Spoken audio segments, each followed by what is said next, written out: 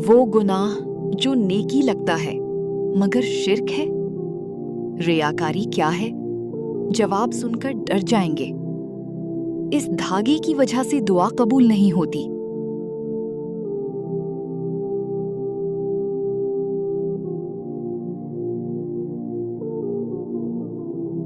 बिस्मिल्लाहिर्रहमानिर्रहीम। क्या आप जानते हैं, हम में से बहुत से लोग ऐसे काम कर रहे होते हैं जो बज़ाहिर छोटे लगते हैं, लेकिन अल्लाह के नज़दीक वो शिर्क हो सकते हैं और हमें उसका एहसास भी नहीं होता। आज की वीडियो में हम बात करेंगे उन छोटे छोटे शिर्क के बारे में जो हम रोज़मर्रा ज़िंदगी में लाइल्मी में करते हैं। शिर्क क्या है?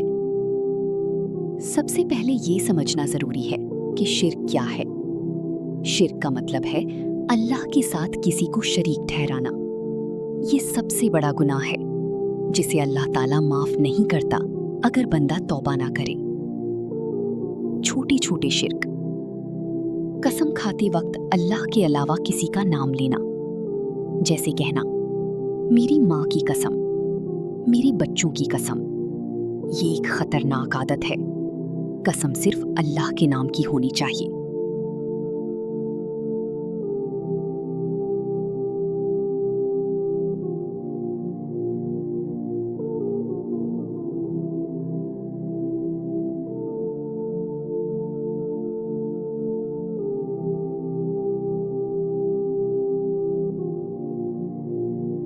तावीज़ या धागे पर भरोसा करना।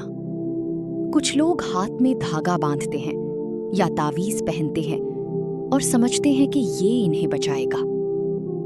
याद रखें, हिफाजत सिर्फ अल्लाह के हाथ में है। जैसे नज़रे बद से बचाने के लिए गैर इस्लामी तरीक़े, जैसे काली टिक्की लगाना, जूता लटकाना या लीमू मिर्च लटकाना। ये सब चीज़ें हमारे माशरे में आम हैं, लेकिन असल हिफाजत सिर्फ अल्लाह से मांगनी चाहिए।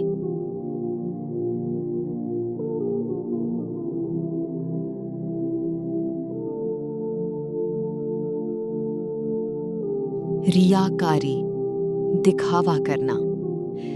जब हम इबादत सिर्फ लोगों को दिखाने के लिए करें तो ये भी एक छोटा शिर्क है। मसलन नमाज इसलिए पढ़ना कि लोग तारीफ करें।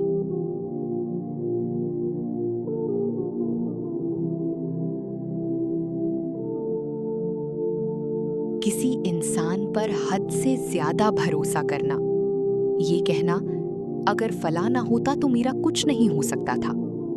याद रखें, असल मददगार सिर्फ अल्लाह है।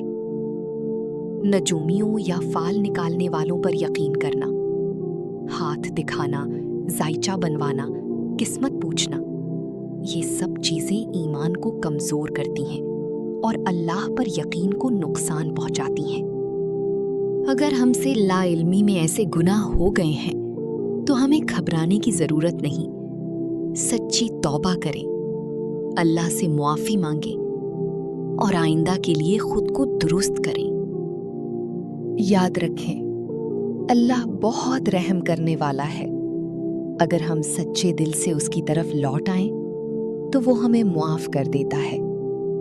अल्लाह हमें शिर्क जैसे गुनाहों से बचाए और हमें खालिस तौहीद पर कायम रखे। आमीन। अगर आप वाकई चाहते हैं कि लोग शिर्क जैसे गुनाह से बचें तो अभी इस वीडियो को शेयर करें और हमारे चैनल सुन्ना से सुकून पर, ताकि आप तक ऐसे ही अहम इस्लामी पैगामात पहुंचते रहें।